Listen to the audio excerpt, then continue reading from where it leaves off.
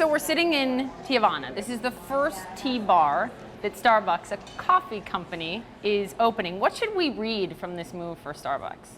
Well, people don't realize we've been in the tea business for the last 40 years, but coffee has drowned out the category at Starbucks.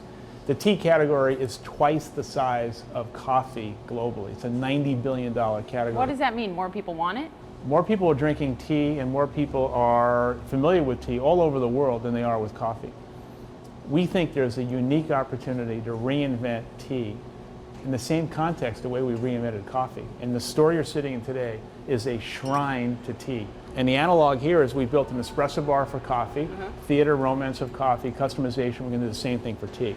Will these stores become as ubiquitous as the Starbucks on our corner? Do you see that happening? I don't know. I don't think you'll see thousands of Teavana stores in the US. You might see 1,000 over the next 5 years or so in the US and Canada. I think there's a massive opportunity for Starbucks to bring Teavana and create Teavana around the world, especially in Asia.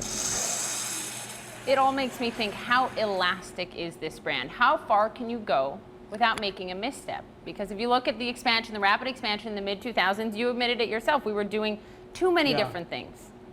Well, I think we learned great lessons from those years, and I think the big lesson was a sense of entitlement and hubris entered the company.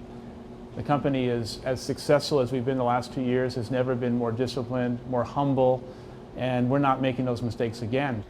A report out in the past week from China Central Television says that Starbucks has been charging customers in China higher prices than in other markets, including the United States. They go and call it unreasonable price setting in China. Are your prices higher in China, and what's your reaction to that report? They are higher in China, and I think we've been completely transparent and upfront with the reasons why. And as a result of that, I think we've calmed people down and we've gotten the benefit of the doubt. They're higher because we have made significant investments in China to build a major business in which we've hired 20,000 people. We've invested significantly ahead of the growth curve to build an even bigger business, and our cost structure is higher there. So we're not apologizing for it, we're explaining it. Is this going to make you change prices? Is it something you're considering? We are investing significantly ahead of the growth curve now, so the prices will remain the same for quite some time. You told me maybe a year or so ago, you said China holds perhaps the biggest prize of all in terms of the future of our company. I wonder if you're concerned at all about perception, pushback, losing that core of the Chinese customer that has come in droves to Starbucks. Well, the Chinese business today for Starbucks is unique in that for the first few years we had tourists and expats. That was our customer. Today it's Chinese nationals. We are, I think, highly respected and admired in China for the kind of company we are.